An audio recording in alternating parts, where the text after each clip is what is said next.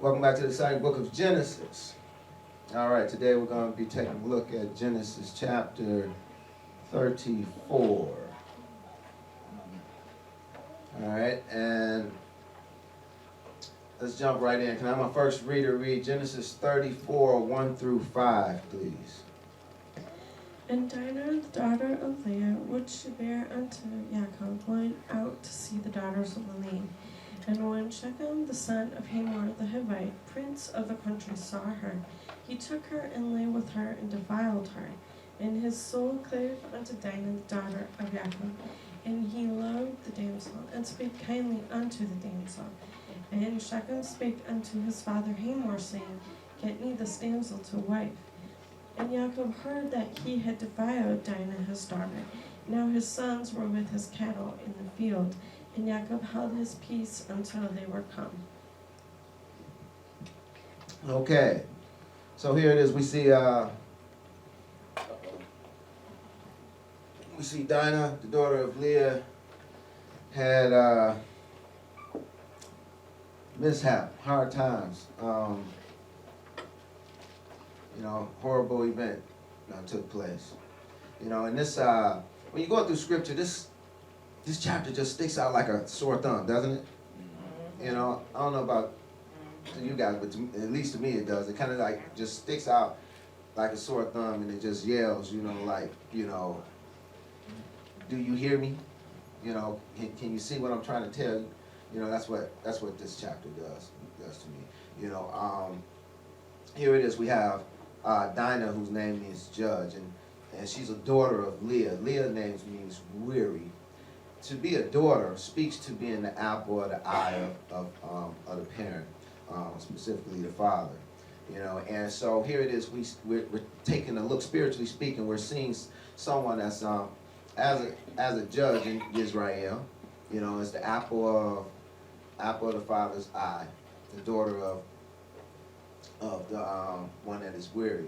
Now, it says that she went to go check out the daughters of the land, and it says, when Shechem, the son of Hamor the Hivite, prince of the country, saw her, he took her and lay with her and defiled her. Shechem speaks to the neck, or the place of burdens, where the burdens are placed. Hamor or Hamor, Hamor speaks to a male behind, and which is a mule or donkey, which is a picture actually of the church, and we went over that last week. And for the visitors, you may want to check out some of the prior lessons, where we get into some of the symbolism a little bit more. It's just too much for me to go over each time we go into a new chapter. So I encourage you, look at some of the prior lessons and pick up on some of the typology that's involved.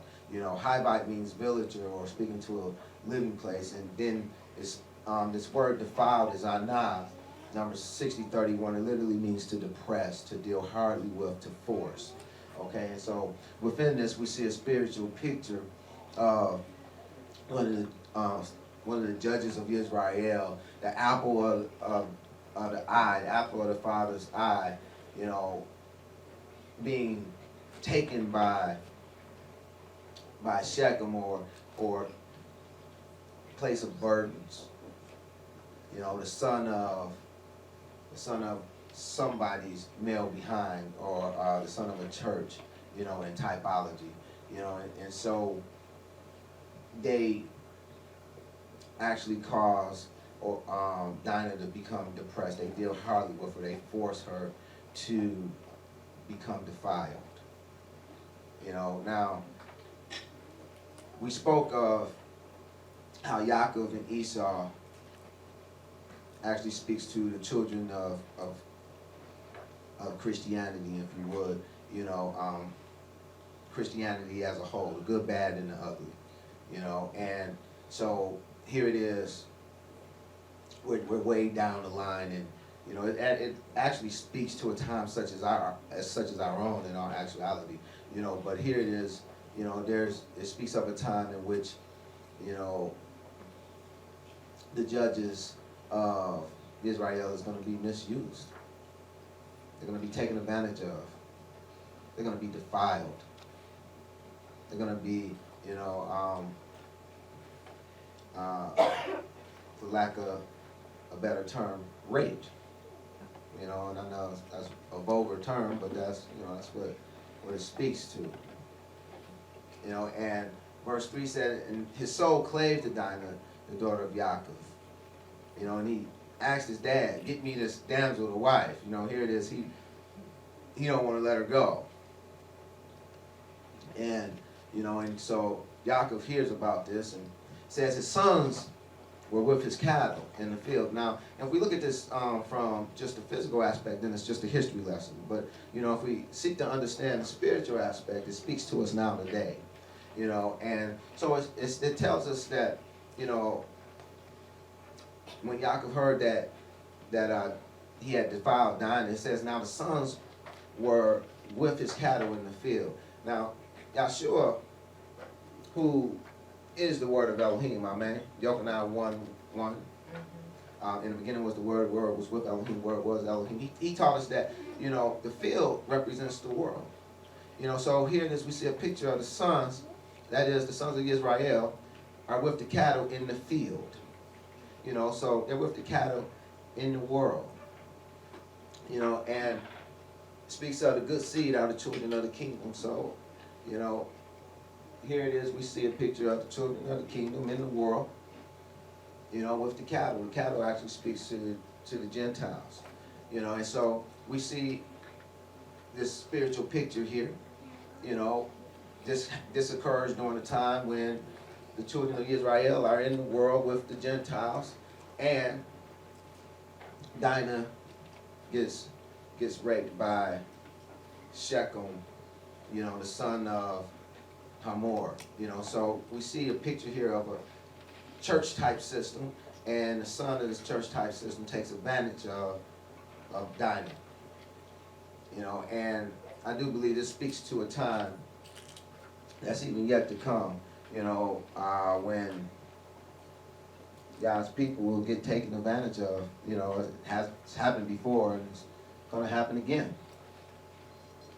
Now it's important to also understand that Israel had two judges.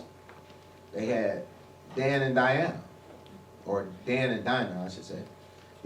But only one is depicted as the apple of God's eye.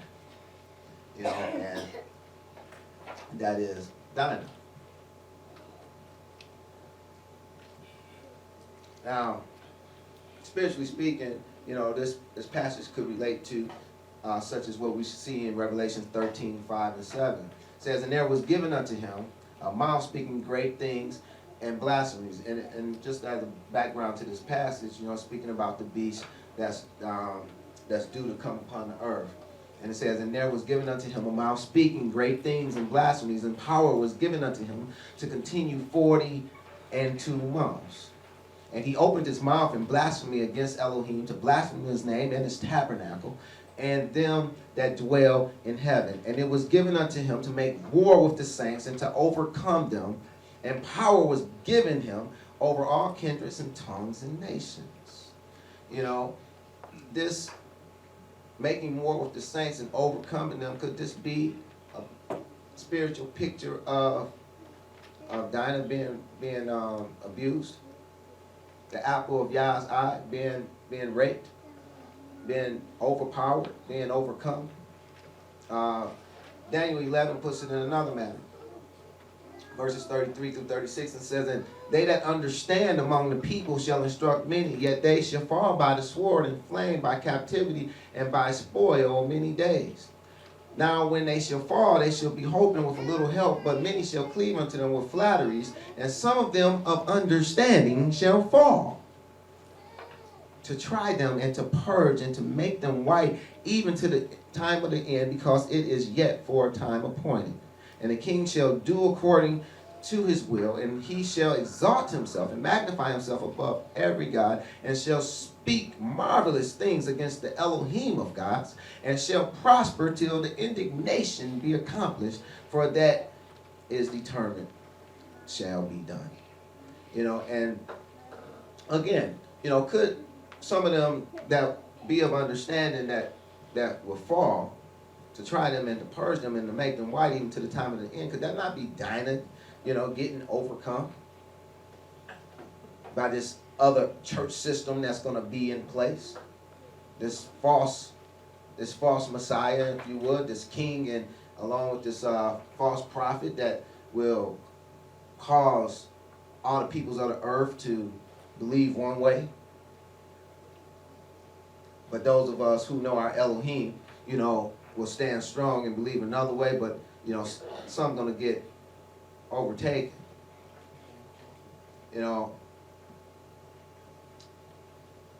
Let me have my next reader read verses 6 through 12 in Genesis 34. And Hamor, the father of Shechem, went out unto Jacob to commune with him. And the sons of Jacob came out of the field when they heard it.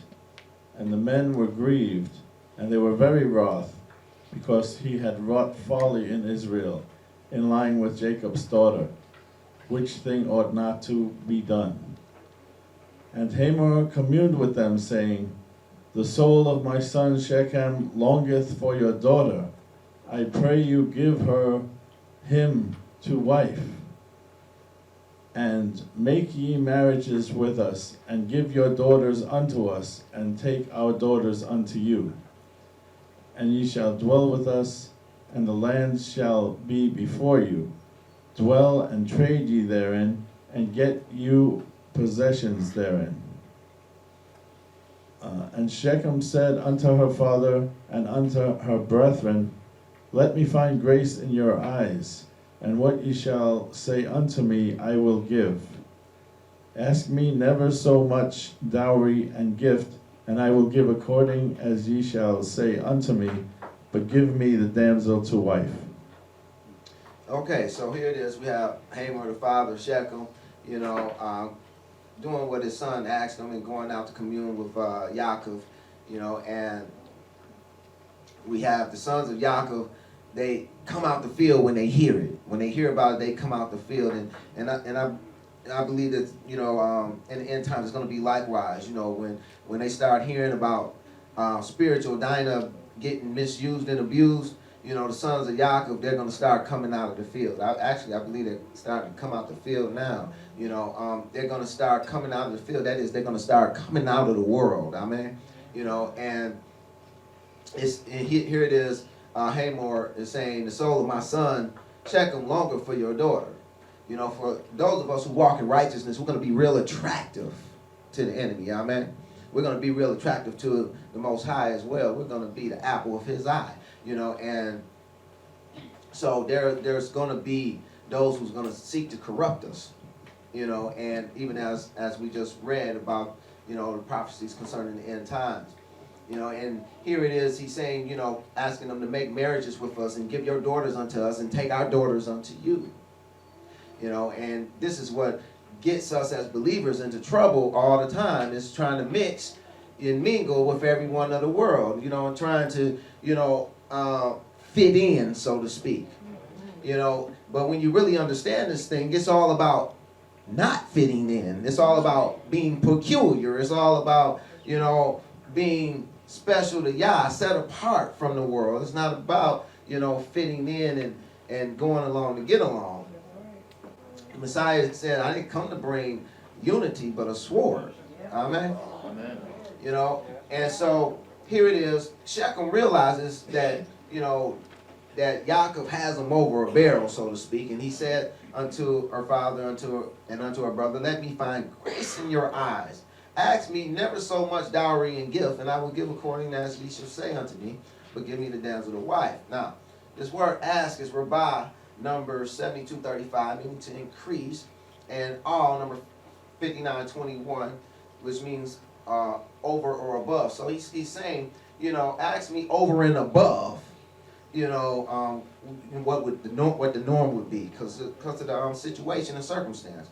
So you can see the validity in that. And these words, me never so much, is translated from the Hebrew word meod, number 3966, which speaks to vehemently, to do so vehemently or speedily and with enthusiastically, if you would, like, hey, ask me whatever you want. Come on, hurry up. Let's get this done. And just tell me, name your price. In other words, how much is she worth? Yeah, I know that sounds terrible, doesn't it? But that's literally how it's going to be. Even as we read in Daniel, it said, and they will cling to many with flatteries. They're going to be bribing them. And a lot of folks going to take that bribe too.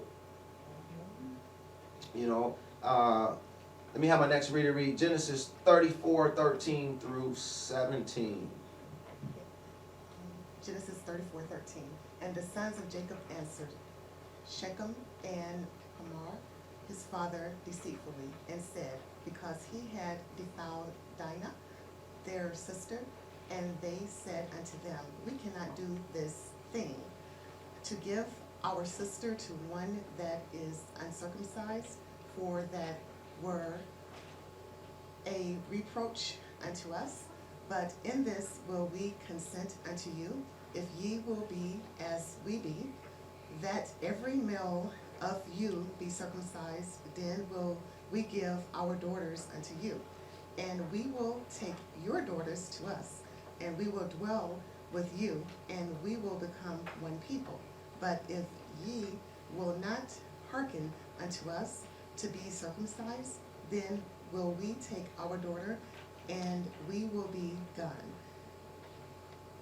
Okay. Now, if you see in verse 13, for those of you who are new here, this is the Aleph Tav, and the Aleph Tav is something that occurs actually literally thousands of times in Scripture, and it's translated in various different ways. Sometimes they don't know what to do with it, and it just doesn't get translated at all. And with the Brit Kadashah, the New Testament, we've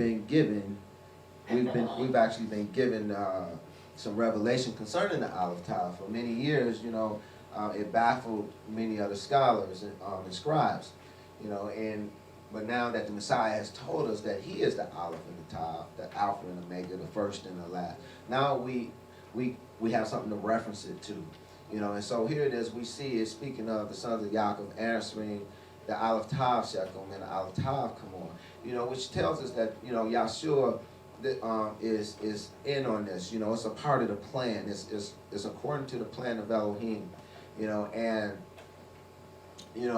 as we read in Daniel, some of them failed because Yah was trying them, and so this is a part of the plan, and unfortunately, everyone won't come through that fire and come out shining like gold. Everyone won't go through that fiery furnace and come out, shining like gold and silver, but praise be to those who do stand strong and overcome. And here it is, they're telling them, they're deceiving Hamor and his son Shechem by telling them, look, if you become circumcised, then, we can think about this, maybe, but we can't do this as is. You have to become as we are. Every male of you need to be circumcised, and we will become one people. Now that was never their intent. Hence, it tells us that that they were telling them that deceitfully, But it says, if you will hearken unto us to be circumcised, why? But it's spiritual significance to the circumcision. The circumcision is actually the token of the covenant of Abraham. We read that in Genesis 17:11. It says, and ye shall circumcise the flesh of your foreskin, and it shall be a token of the covenant betwixt me and you. So, whatever's going to be going on during that time, folks are going to be thinking that, it's really concerning the Most High. They're going to be thinking that they're doing right. They're going to be thinking that they're part of the covenant. And even though, all this word, speaks against it, they're going to explain it away some type of way. And it's going to be quite believable. And I know everybody in here think, well, I'll know the difference. No, you most likely won't, you have to really be, you're gonna have to really be down with your word, and I believe that's why Yah has us going over, passages such as this now, so that we won't be fooled, because he says even Yah's very elect will be fooled if it was possible. Let me have my next reader read verses 18 through 24. And their words pleased Hamor and Shechem, Hamor's son. And the young man deferred not to do the thing, because he had delight in Jacob's daughter, and he was more honorable than all the house of his father. And Hamor and Shechem his son came unto the gate of their city, and communed with the men of their city, saying, These men are peaceable with us, therefore let them dwell in the land, and trade therein, for the land, behold, it is large enough for them. Let us take their daughters to us for wives, and let us give them our daughters. Only Haran will the men consent unto us for to dwell with us, to be one people, if every male among us be circumcised, as they are circumcised. Shall not their cattle be their substance, and every beast of theirs be ours? Not only let us consent unto them, and they will dwell with us. And unto Hamor and unto Shechem his son hearkened all that went out of the gate of the city, and every male was circumcised, all that went out of the gate of the city. Okay, so here it is. We see Hamor and Shechem convincing, all the people, all the men of their city to do likewise, to become circumcised, so that they can become one with Yaakov and his sons, and he used as an incentive that, hey, won't all their livestock end up being ours, and so that was the lure, and they all agreed and entered into this, and it tells us in verse 25, it says, and it came to pass on the third day, when they were sore, that the two sons of Yaakov, Simeon and Levi, Dinah's brethren, took each man his sword, and came upon the city boldly, and slew all the males. They fell for the okie doke, right? Now, it tells us in the third day, now spiritually speaking, a day is as 1,000 years with the Most High. 2 Peter 3:8 teaches us that. It says, but beloved, be not ignorant of this one thing, that one day is with the Adonai as 1,000 years, and 1,000 years as one day. And I bring this point out because, when we put this spiritual definition of a day, to today's date, we find that we're very late in the second day. It's been approximately 2,000 years since the Messiah has come. So right as soon as we pass that 2,000 year marker, we will be in the third day. Amen. And just a rough estimate on my part, it has been like 1,985 years. So leaving approximately, take a few years, approximately 15 years, until, the day 3, the third day, the end of day 2, and then be going into day 3. So that's something to think about, because that's well within, many of our lifetimes. Amen. And it tells us, it says that, after the third day, when they were sore, the sons of Yaakov, Simeon and Levi, and it said, Dinah's brother took each man his sword. Now, why Simeon and Levi? They have a special significance in Scripture as well. When we look at Simeon, we see Simeon, first of all, means hearing of Elohim, and there was one that was hearing of Elohim, in which Yahshua built his church upon. Think that's just a coincidence? I don't think so. Matthew 16 through 18 says, and Simon Peter answered and said, Thou art the Mashiach, the son of the living Elohim. And Yahushua answered and said unto him, Blessed art thou, Simon Bar-Jonah, for flesh and blood have not revealed it unto thee, but my Father which is in heaven. And I say unto thee, that thou art Peter, and upon this rock I will build my ecclesia, and the gates of hell shall not prevail against it. Okay, so we see a spiritual picture of the ecclesia, and then also Levi is, of course, the priestly tribe. You know, in Numbers 150 and 51, we read, it says, "But thou shalt appoint the Levites over the tabernacle of testimony, and over all the vessels thereof, and over all the things that belong to it. They shall bear the tabernacle and all the vessels thereof, and they shall minister unto it. They shall encamp around the tabernacle, and when the tabernacle setteth forward, the Levites shall take it down, and when the tabernacle is to be pitched, the Levites shall set it up. And the stranger that cometh nigh shall be put to death." So within Simeon and Levi, we see a picture of the two priesthoods. Amen. We see a picture of the Levitical priesthood as well as the priesthood in order of Melchizedek. You know, because spiritually speaking, you know, we are the tabernacle of Elohim made with our hands. Amen. You know, and so Kephas, you know, was the head of the ecclesia that was over this tabernacle made with our hands. And Levi was over the ones that was made with hands. So within that we see a picture of both of the priestly tribes, so to speak. You know, let me have my next reader read verses 26 through 31. And they slew Hamor and Shechem, his son, with the edge of the sword, and took Dinah out of Shechem's house and went out. The sons of Jacob came unto the slain and spoiled the city, because they had defiled their sister. They took their sheep and their oxen and their asses, and that which was in the city, and that which was in the field, and all their wealth, and all their little ones and their wives took they captive, and spoiled even all that was in the house. And Jacob said to Simeon and Levi, "Ye have troubled me to make me stink among the inhabitants of the land, among the Canaanites and the Perizzites. And I being few in number, they shall gather themselves together unto me and slay me, and I shall be destroyed, I and my house." And they said, "Should he deal with our sister as with a harlot?" Now, here it is.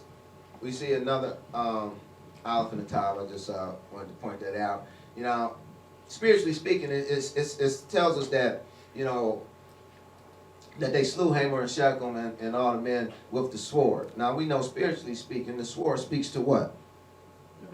The word. You know, and see, and this is the way we fight our spiritual battle. Amen. You know, we're not to pick up physical swords and go out and start killing folks, even though they're going to be trying to kill us. You know, but we're to defend ourselves with the word. And those who are truly hearing of Elohim, Simeon, truly hearing of Elohim, and those who are truly Levi or Louis, you know, truly joined to Elohim, because that's what Levi means. It means to be joined to Elohim, even as Simeon means to be hearing of Elohim. Those who are truly hearing of Elohim and those who are truly joined to Elohim, they will go out with the sword during this time, and they will slay all the men of Shechem. You know, and it says, "And the sons of Yaakov came upon the slain and spoiled the city, because they had defiled their sister." So now here it is, the rest of the brethren getting in on the act. You know, after they done killed everybody, they all swoop on the spoils of war. And it says, "And they took sheep and oxen," spiritually speaking, to the Gentiles. They took sheep and oxen and behinds, and that which was in the city and that which was in the field, you know, all within the world, the field speaking to the world, and all their wealth and all their little ones and their wives took they captive and spoiled even all that was in the house. Now, for those who have eyes to see, this is just a spiritual picture of the Exodus. You know, you should be able to see the Exodus in this. You know, just as when Yah led the children of Israel out of Mitzrayim, it's the same story. It's the same story, just different characters. You know, not even totally different characters, really, but, you know, but it's the same story. You know, and we know that there's going to be a great exodus in the end times, and this speaks to it, you know, spiritually speaking. You know, and it says in Yaakov and Simeon, and Yaakov said to Simeon and Levi, "You have troubled me to make me stink among the inhabitants of the land, among the Canaanites and the Perizzites." You know, and so here it is. you know, this is a spiritual picture of, you know, don't nobody like us. You know, and a lot of us already have a problem with nobody liking us. You know, so if you think you have a problem with nobody liking you now, you really gonna have a problem then. You know, because you know they're gonna be trying to actually kill you or get you killed. You know, and Yahshua already warned us. It says our enemies will be those of our very own households. Amen. You know, so you know if you might as well get used to people not liking you if you're gonna follow the Messiah. Amen. You know, you might as well get used to that thought because you know that's just kind of goes along with it. You know, and the more closer you get to Him, the more people are gonna think that you weird and that you you know you some in some cult or so on and so forth because that's what they thought of Him. He said if they hated me, how much more so would they hate you? Of course. Okay, so that's the way it's supposed to be. You know, and it says, you know, Yaakov, he getting scared now. He says, I being few in number, they shall gather themselves together against me and slay me, and I shall be destroyed, I and my house. You know, and under normal circumstances, that probably would have happened. You know, see, but yeah, we serve an El that is greater than the ones that's in the world. We serve an El that can keep us. You know, and we have to know and understand and believe that. You know, and their response was, should he deal with our sister as with an harlot? You know, so here it is. You know, he's getting ready to take off. You know, Yaakov is going to get up and leave. You know, but where is he going to go? Well, let's just take a look into Genesis chapter 35 and see. You know, this is the bonus round, if you would. You know, Genesis 35, 1 through 5, it says, and Elohim said unto Yaakov, arise, go up to Bethel and dwell there, and make there an altar unto Elohim that appeared unto thee when thou fleddest from the face of Esau thy brother. And Yaakov said unto his household and to all that were with him, put away the strange gods that are among you, and be clean, and change your garments, and let us arise and go to Bethel, and I will make there an altar unto Elohim, who answered me in the day of my distress, and was with me in the way which I went. And they gave unto Yaakov all the strange gods which were in their hand, and all their earrings which were in their ears, and Yaakov hid them under the oak which was by Shechem. And they journeyed, and the terror of Elohim was upon the cities that were around about them, and they did not pursue the sons of Yaakov. See, this is what's going to happen, y'all. This is what's going to be in our favor. Yah is going to be working with us. You know, he'll put fear in their hearts, you know, so that they won't overtake us. You know, but what I want you to be able to see is that during this time, it's going to be a horrific time. You know, but this is going to be the time when after we go through with our sword, Simeon, the ones who are hearing of Elohim, and Levi, the ones who are joined to Elohim, after they go through and they're slaying the enemy left and right with the sword of Elohim. It's going to be time, after that's over, it's going to be time for us to arise and go to Bethel. Amen. Bethel means the house of Elohim. We going home, y'all. You know, so it's going to be time after that takes place. It's going to be time for us to arise and go to Bethel, and so that we can make an altar unto Elohim. All right. Now we're going to have to, before we can go to Bethel, though, before we can go to the house of Elohim, we're going to have to get rid of some stuff.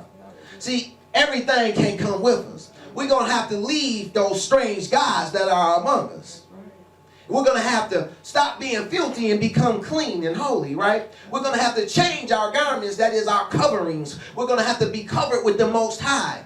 You know, we're no longer going to need to, it'll no longer suffice to be covered by the Most High and this, that, or the other. Amen. You know, we have to put away all the other coverings and cover ourselves with the Most High and be clean. You know, and we're going to arise and go to Bethel, and we're going to make an altar there. And what are we going to sacrifice on that altar? We're going to sacrifice, you know, and give what we owe. You know, Yah is just giving us the victory, you know, over Shechem over Shechem, Hamor, and his son Shechem, and all the men of that city. You know, we done took the spoils of war, and we're going to do like Abraham did and go and give a tenth.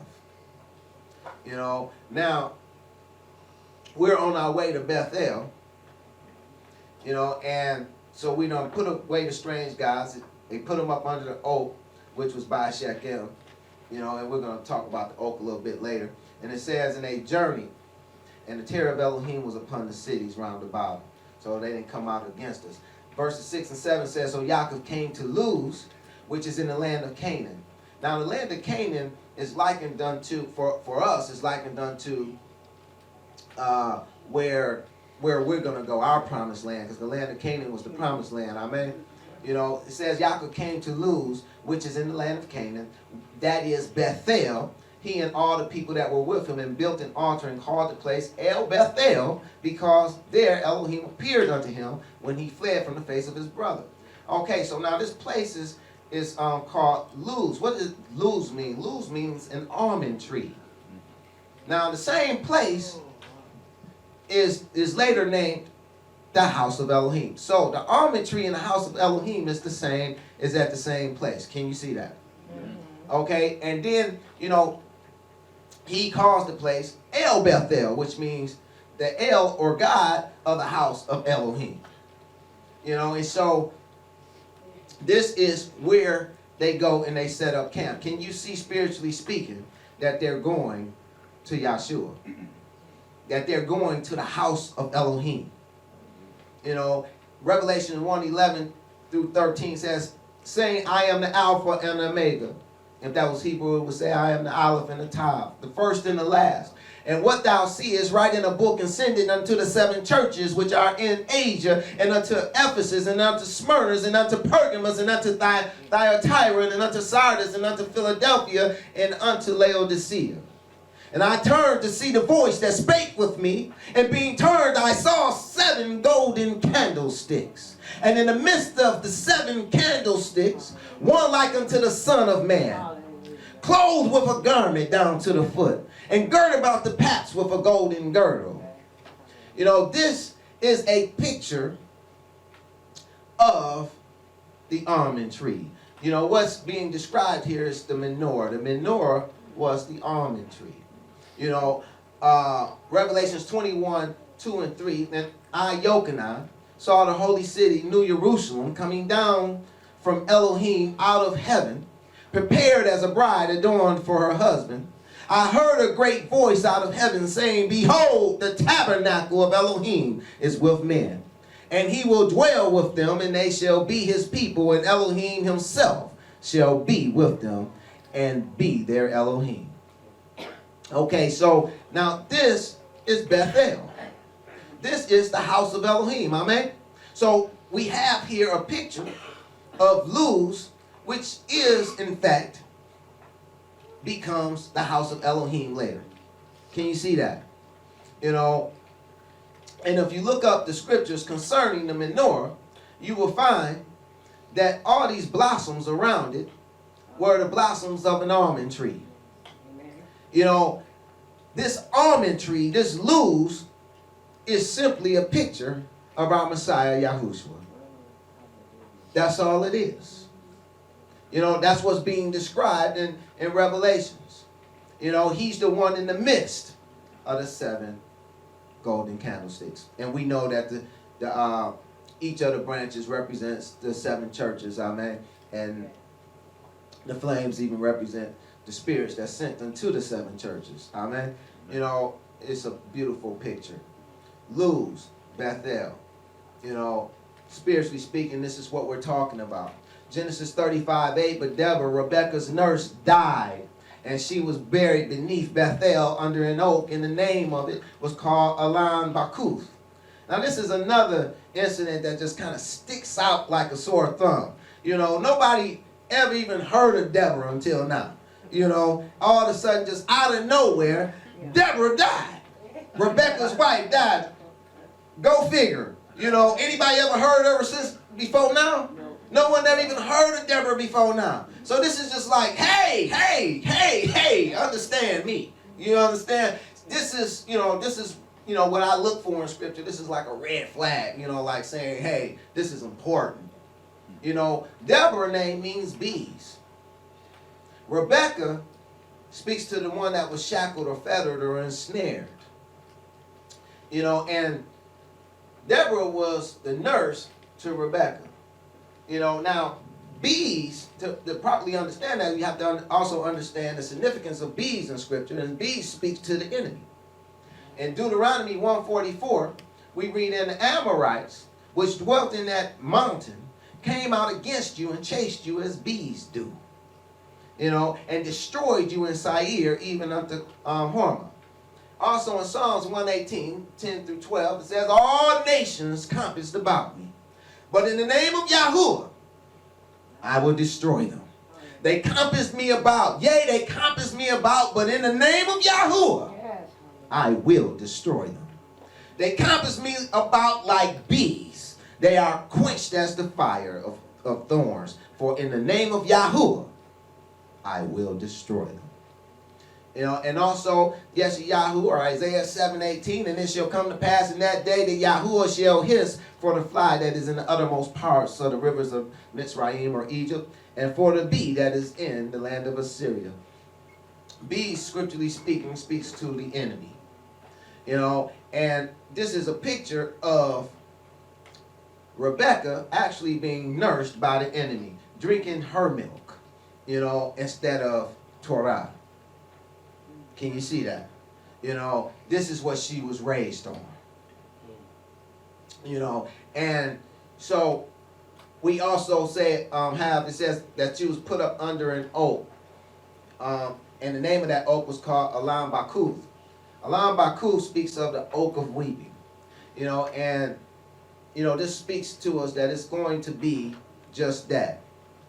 It's going to be an oak of weeping. There's going to be a lot of bloodshed going on. There's going to be a lot of crying, a lot of sadness, you know, that's going to transpire during these last days. You know, it's not going to be nothing nice, so to speak. You know, when it speaks in Revelation of, you know, he will wipe away all their tears, you know, if they wasn't crying, there'd be no tears to wipe away, right? There's going to be a lot of crying. There's going to be a lot of sadness. This is not going to end happily in the physical. It's only going to be happy in the spiritual.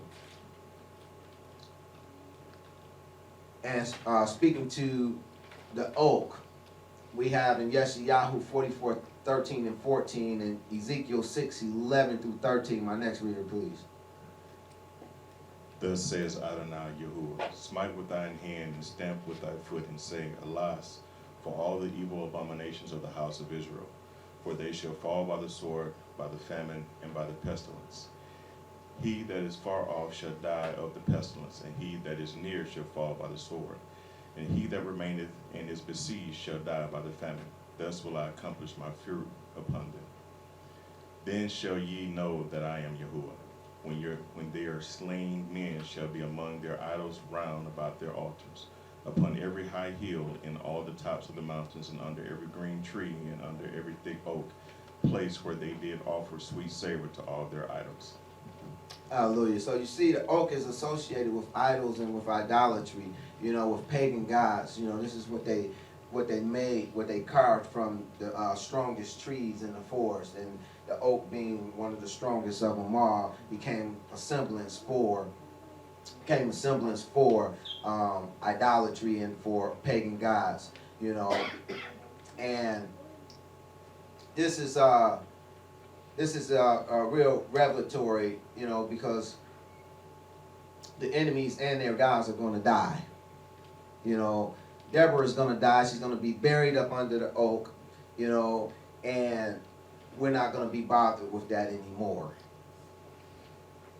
We're talking about the very end times. You know, this is what this passage is speaking of, verses 9 through 15. My next reader, please. "And Elohim appeared unto Jacob again, when he came out of Padanaram, and blessed him. And Elohim said unto him, Thy name is Jacob. Thy name shall not be called any more Jacob, but Israel shall be thy name. And he called his name Israel. And Elohim said unto him, I am Elohim Almighty. Be fruitful and multiply.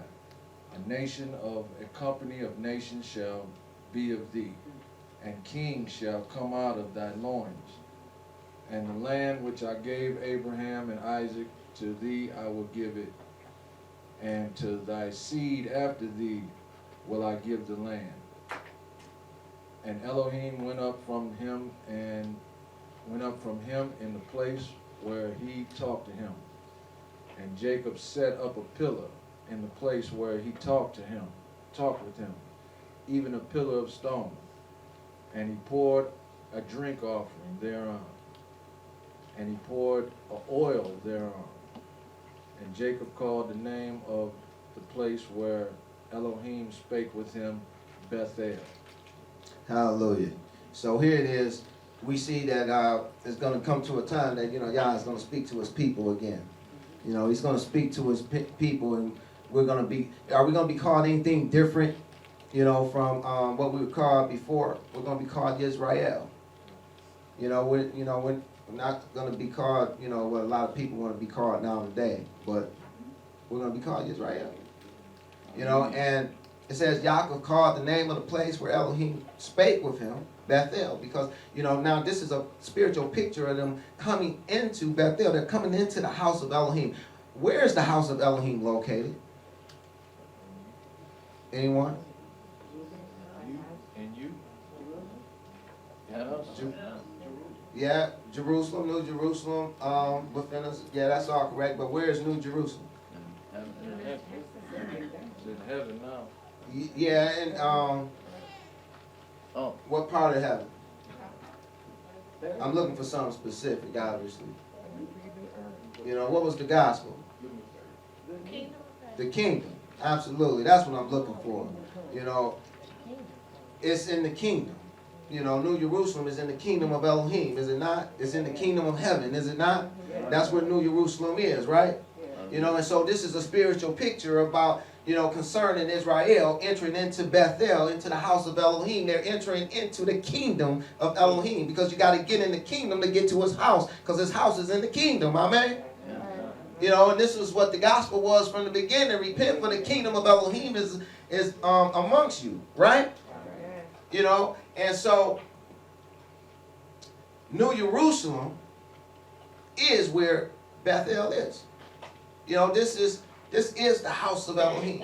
It will be in New Jerusalem, and this is within the kingdom of Elohim. And so those of us who are making this journey, this is a spiritual journey. And we have to get in the kingdom to get to New Jerusalem. We don't get to New Jerusalem and then get in the kingdom. And in order to get in the kingdom, Matthew, some of you guys was speaking to this, Matthew 6:9, it says, after this manner, therefore pray ye, our Father which art in heaven, hallowed be thy name. And see, this is the model of prayer that the Messiah has left for us. And one of the things he tells us to pray is that thy kingdom come, and that thy will be done in earth as it is in the heaven. Now, when you think about the kingdom is a place where the king rules and reigns. Amen? Amen. Okay, so now we're talking about a place where the king rules and reigns, because that's the definition of a kingdom. The definition of a kingdom is any place where the king rules and reigns.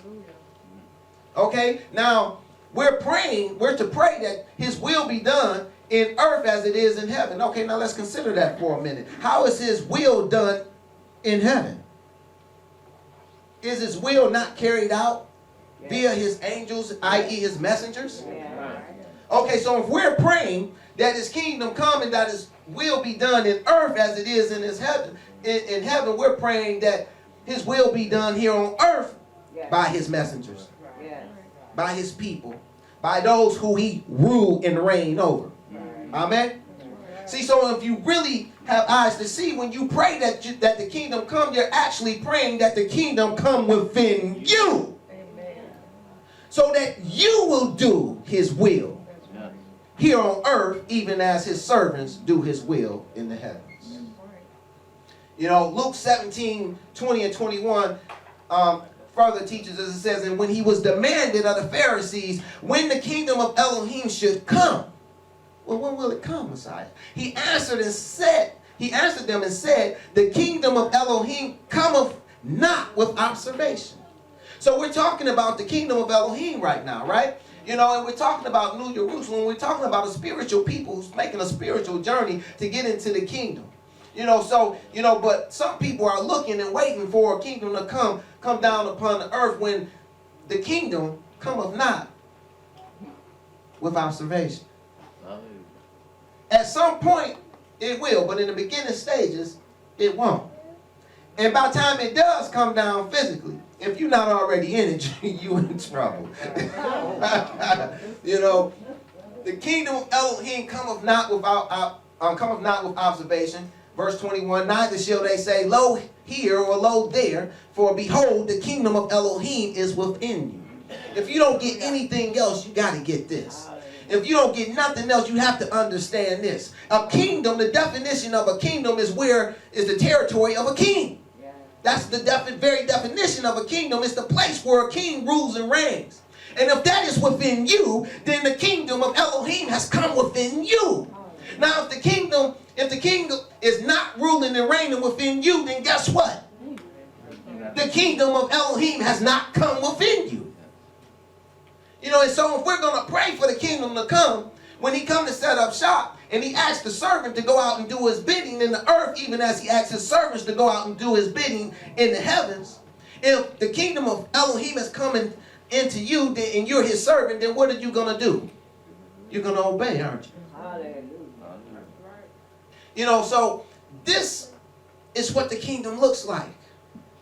But it's still a bunch of people waiting and looking up to the heavens every day and praying, thy kingdom come.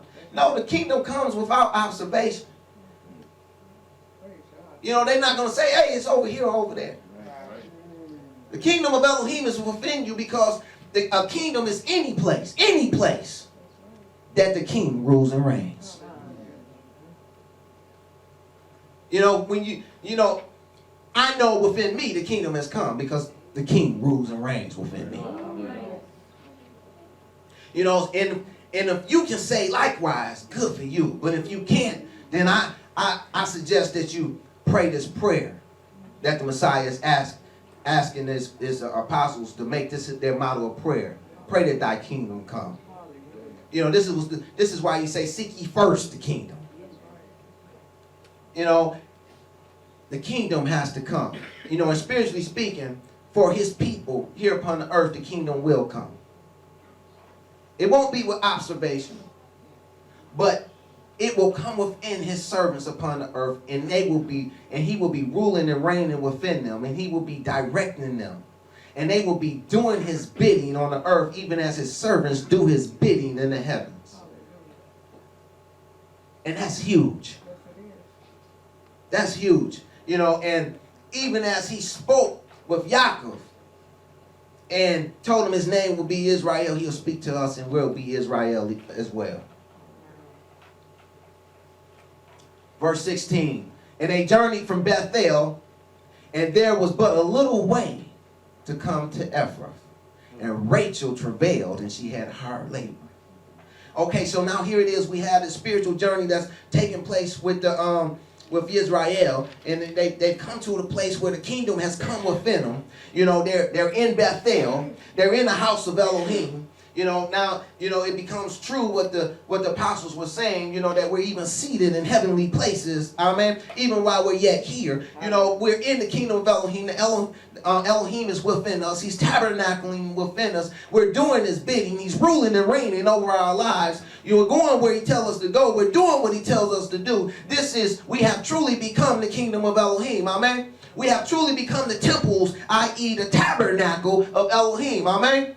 Okay, and now here it is. It says that we're journeying from Bethel, and we're making our way, and we come to Ephrath. We come to a place where we'll be starting to become fruitful. We're coming to a place where we're starting to have love, and we're starting to have joy, and we're starting to have peace, and we're starting to have long suffering. We're starting to have meekness. We're starting to have faith. We're starting to have the fruit of the Spirit. We're coming to a place where we're bearing fruit. And when we begin to bear fruit, it says Rachel travailed. Rachel's name means a ewe, a lamb. See, these are the lambs of Elohim that follows Yahshua wherever he may go. And even as Yahshua went unto the torture stake, not mumbling a word, so will they. But in losing their lives, they shall gain them. And in gaining their, and those who seek to gain their lives shall lose them. You know, so even as this lamb, Rachel, this lamb, will begin to travail. She will begin to travail, and she will have hard labor. You know, and within the midst of having this hard labor, she's going to give birth.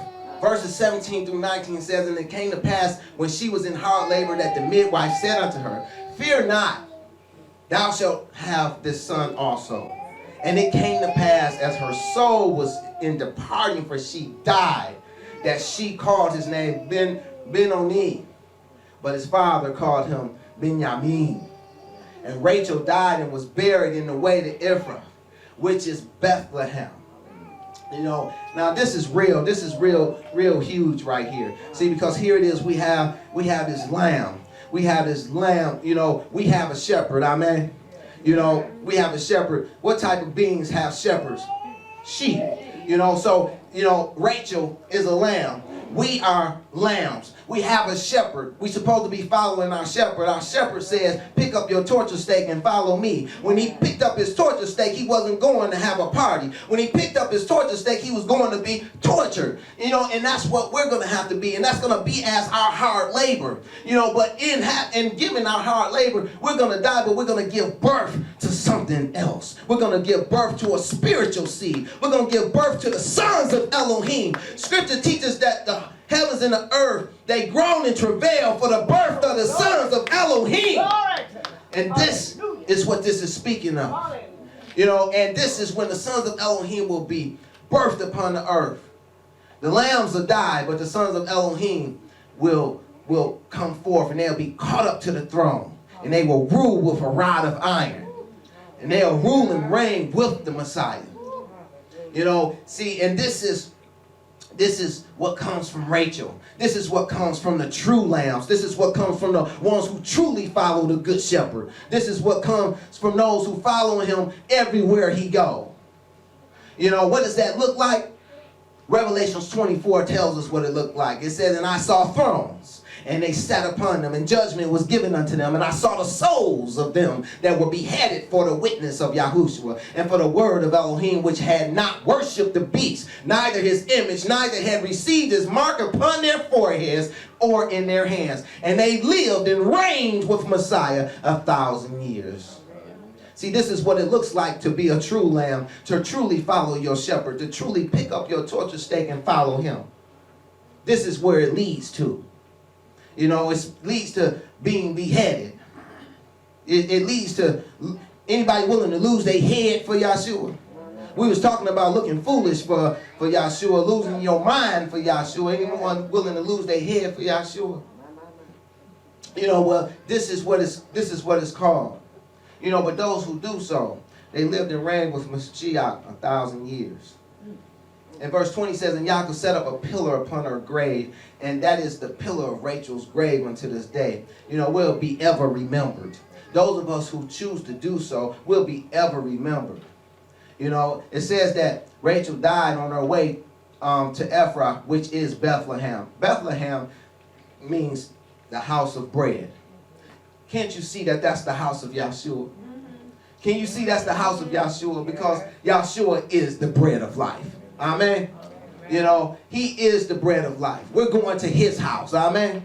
You know, and that's what it's about. That's where we're trying to get to. We're trying to get to his house. We're trying to go home. We're trying to get to a place where we won't have to live in these tabernacles in the wilderness no more. Amen. We're trying to get to our permanent dwelling place, which is in the house of Elohim with Yahushua, our Mashiach and Savior. Amen. Amen. You know, verses 21 through 29, it reads, it says, and Israel journeyed and spread his tent beyond the tower of Edar. And it came to pass when Israel dwelt in the land that Reuben went and lay with Bilhah, his father's concubine, and Israel heard it. Now the sons of Yaakov were 12. The sons of Leah, Reuben, Yaakov's firstborn is Simeon and Levi and Judah and Issachar and Zebulun. The sons of Rachel, Joseph and Benjamin. The sons of Bilhah, Rachel's handmaid, Dan and Naphtali. The sons of Zilpah, Leah's handmaid, Gad and Asher. These are the sons of Yaakov which were born to him in Padan Aram.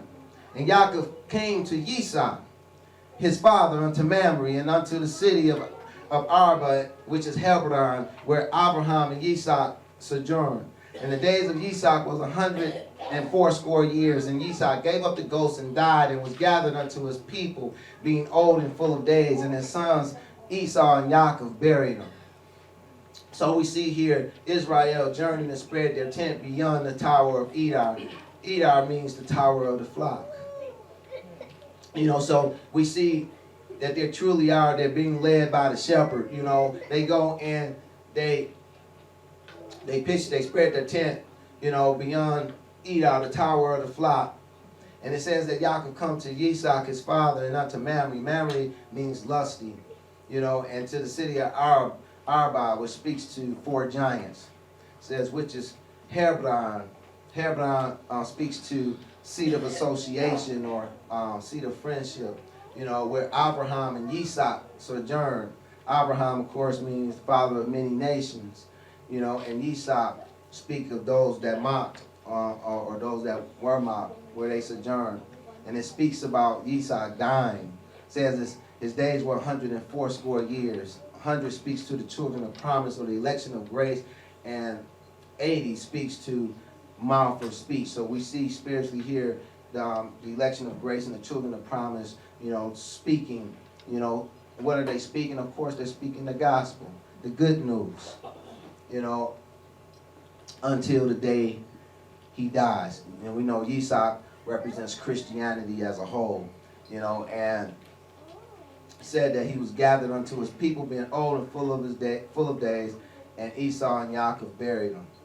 You know, this is a beautiful picture of the end times. You know, if you can gather the eyes to see and the ears to hear and put the pieces to the puzzle together, you can see a picture of the end time and get some further details, you know, as to how it's going to go down, in addition to the other prophetic writings of Scripture.